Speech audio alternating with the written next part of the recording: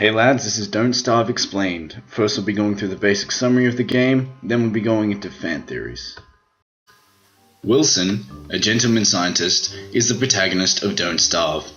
While Wilson has no special abilities beyond growth of a magnificent beard, other playable characters do. A few examples follow. Willow, a fire starter, is immune to damage and can light objects on fire when she's nervous. A girl named Wendy receives visits from her twin sister Abigail when summoned. A strong man named Wolfgang has higher health and offensive capabilities and takes longer to starve. WX78 is an android who nonetheless needs to eat, sleep, and stay mentally stimulated, but does not become ill from spoiled food. The game's antagonist is named Maxwell. Maxwell is described as a puppet master who is dapper and frail in stature. He is part demon and transforms incrementally as his anger at the player increases over the 5 chapters of the adventure. He is the final unlockable character, obtained after completion of the story rather than with experience points. On a dark and stormy night, Wilson appears to be getting nowhere in a chemistry experiment until he is startled by his radio speaking to him. It reveals that it has noticed his trouble and has secret knowledge for him. When he eagerly agrees, a flurry of equations and diagrams encircle him and fill his head with this information. Using white rats, a typewriter, and his own blood, among other tools and materials, Wilson creates a giant machine. The radio commends his work and tells him to pull the machine's switch. He hesitates, but at the radio's insistence, he does. The machine rattles violently, and a pair of ghostly arms whisk him into a different world while an apparition of Maxwell cackles. As the player wakes up each morning during the adventure mode, Maxwell appears over them and comments. At first he seems impressed at the player's hardiness. He then becomes irritated and urges the player to turn back. He offers the player a truce, but then becomes completely enraged. At the end of the adventure, the player reaches an island called Maxwell's Island, with a hall belonging to Maxwell. The player finds Maxwell trapped in a throne encircled by short stone pillars. The player is at first unable to free him, but finds a keyhole, as well as a key nearby. The player sets Maxwell free, but he turns into a skeleton and disintegrates as soon as he stands up. The ghostly arms from the trailer of the game then grab the player and ensnare them in the throne.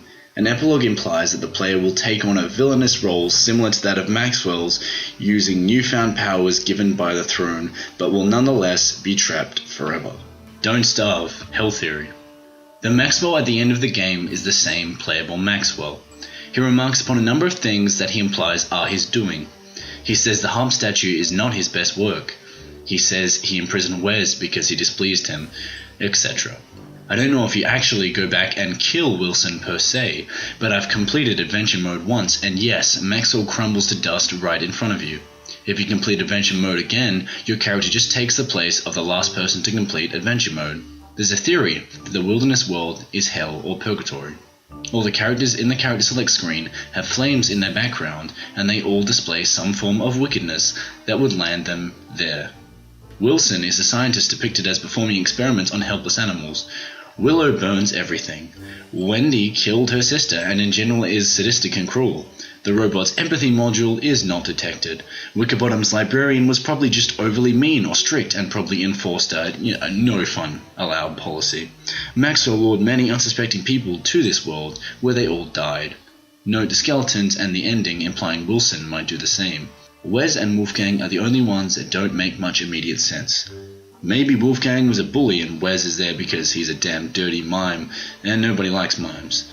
So if the wilderness is hell, and Maxwell ends up there when he dies, it may imply the Nightmare Throne Room is some sort of dark world meta-hell, all in its own, where there is no escape except to be freed, to die and then go back to hell by default. Don't Starve, Chess Theory. Don't Starve is a metaphorical chess game. Them is considered to be one side, the player controlling Wilson, and the other side is a mysterious individual. Maxwell is the king piece, and Grue is the queen piece. But he and she are still being controlled by the player of this side, like in chess. The same goes for the characters on the other side, like Wilson and Chester for example. If this is true, it would make sense why the last level is called Checkmate. It would be sufficiently breaking the fourth wall if Wilson came to notice he is being controlled by the player of his side, the actual, real-life player of the game. This would make for a very interesting setup between the player of the game and whoever is controlling the other side of the baddies.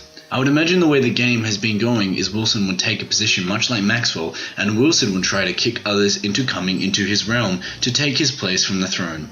This would also make sense as to be the motivation of Maxwell, as perhaps Maxwell originally was in the same position as Wilson, with an unknown previous ruler of the throne sitting on the nightmare throne, and Maxwell came to take pity on him just to be trapped, causing a never-ending loop of holders of the throne and this chess game.